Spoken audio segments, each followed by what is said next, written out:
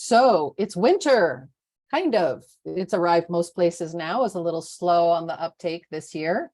But during these colder weathers, and as we assume that this will continue to, will continue to enter winter more fully, microbial activity and decomposition slow when it's colder out, and that's totally normal. And that's just part of the challenge, but people do, you know, food scraps keep coming, farm residues might slow down a little bit, but if you have manures, that keeps coming. And if you have animals on your farm, and we still, there's still a lot of opportunity to successfully compost and manage through the entire year, including winter. One of the challenges is balancing moisture levels. The cold air and lower humidity can cause materials to dry more quickly than they typically do. And you also get this cycle of freeze thaw and melting snow. And so these are just some of the challenges that we'll be talking about how to deal with and sort of plan for in advance. But it is important to just note that even in a really well-managed system, that, you know, there's this slowing, but you still will have this core of compost heat from the microorganism activity. If you have enough mass of your material. So even in the center, if you have to even sort of break through sort of a cold layer, often you'll just release a whole bunch of steam when you get into that hotter center of the compost system.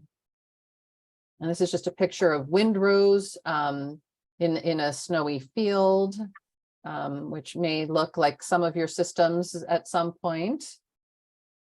And so the challenges that we're going to cover today are not just on the composting itself, which is very important, but as this project is supporting taking food scraps from community members, whether it's CSA members or at farmers markets. Some of this may still go on through the winter and some may not, but there may be impacts to your food scrap collection that you're going to want to think about. And then you also want to think about physical access to your compost system and where it is. And then, of course, maintaining the viable microbial population, so keeping the actual science of composting going. And then we're going to touch just a little bit on spring thaw and or even potentially midwinter thaw and some impact that you can anticipate for that.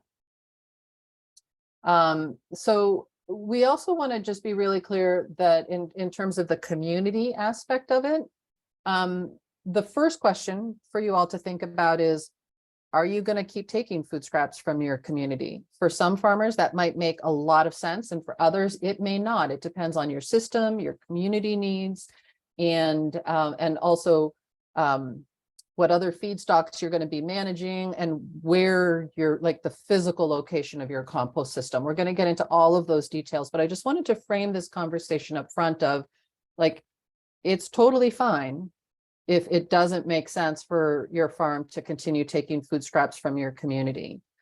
It's super important, if you have been, that you let your community know. So early and often with the communication always. So let them know when you're going to stop. Let them know when you're likely to start again, even if it's a little bit flexible, if possible. And there are other options, whether it's haulers or other compost facilities in your area. Try to help them out because they're going to keep producing food scraps right through the winter.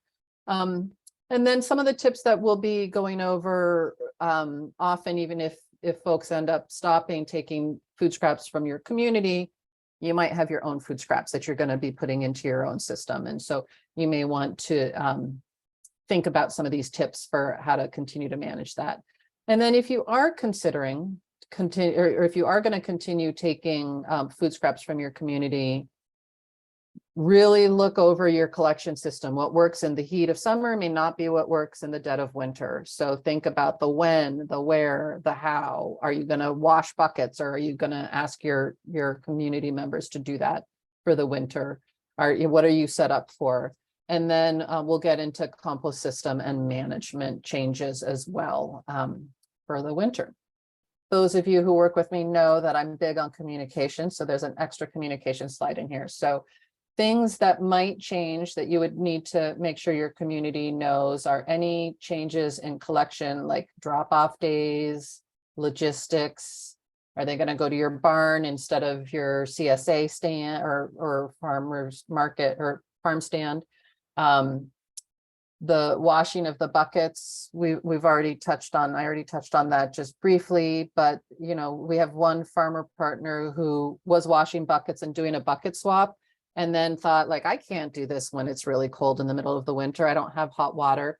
And he reached out to his CSA members who were all interested in continuing to bring him their scraps, and they were more than happy to just dump it into a different container and wash their own buckets. So you just get creative about that and just think really, really realistically what it'll be like in the dead of winter.